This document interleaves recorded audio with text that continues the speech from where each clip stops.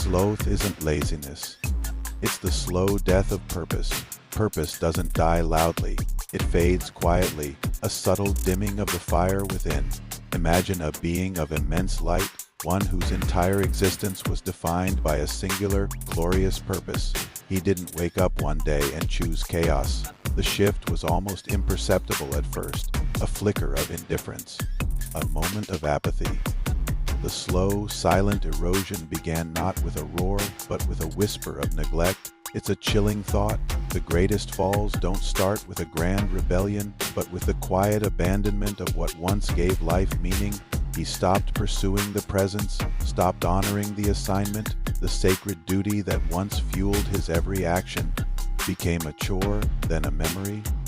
He would walk past the very source of his brilliance, the radiant corridors he was meant to guard, and feel nothing. No spark of devotion, no echo of his former zeal. This is the true nature of sloth. It's not about resting.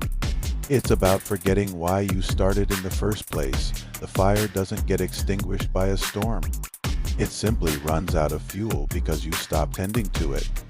The passion that defined him was replaced by a hollow emptiness, a gradual turning away from the light he was created to reflect. Purpose isn't lost in a dramatic act of rebellion. It's lost in the quiet drift of neglect. He didn't shatter his purpose. He simply let it slip through his fingers. Each day, he drifted a little further from his post. Each step was a conscious, yet passive, decision to care a little less. The grand calling became a distant hum, easily ignored. This is how purpose decays, not through a direct assault, but through 1,000 small moments of inattention. It's the slow, creeping fog that obscures the path, making you forget the destination. He was adrift in a sea of his own apathy. The current of neglect pulling him silently, inexorably into the dark. Sloth is spiritual erosion, the quiet internal collapse of identity. When purpose is abandoned, what is left? A void. On the outside, he might have still looked the same, a being of fading majesty, but within, a rot had set in. It was a spiritual decay, spreading like invisible cracks beneath the surface. His very essence began to unravel because it was so deeply intertwined with the purpose he now ignored. When you stop doing what you were made to do, you stop being who you were made to be. This internal collapse is far more devastating than any external battle. It's the hollowing out of the soul, leaving behind a fragile shell where a vibrant identity once thrived. He didn't run from his purpose, he just stopped caring about it. There was no grand defiance, no struggle against his calling.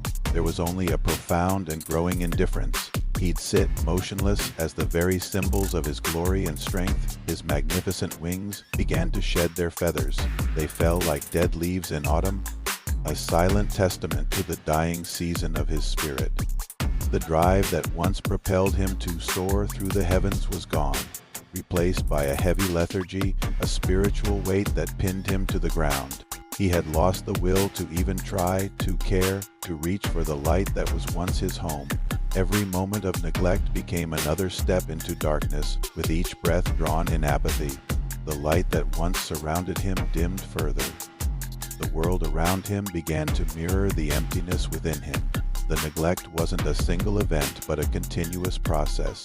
A chain of moments, each one a choice to remain passive, to let the fire go out. It's a slow fade, not a sudden blackout. The darkness didn't conquer him in a single epic battle. It seeped in through the cracks of his indifference, filling the void left by his abandoned purpose until the light was just a memory. Each neglected duty, each ignored calling, was another shadow he welcomed into his soul. In the end, he didn't fall because he hated the light or despised his purpose. He fell because he simply abandoned it. He walked willingly into the shadows, not out of malice, but out of a complete and utter emptiness. His silhouette, once a beacon of light, faded into the encroaching darkness until nothing was left. The greatest tragedy wasn't a fall from grace born of prideful rage, but a slow, quiet surrender to meaninglessness. The decay of purpose is the most subtle, yet most absolute, path to ruin. It's not a fight you lose. It's a fight you simply stop fighting. Thank you for watching.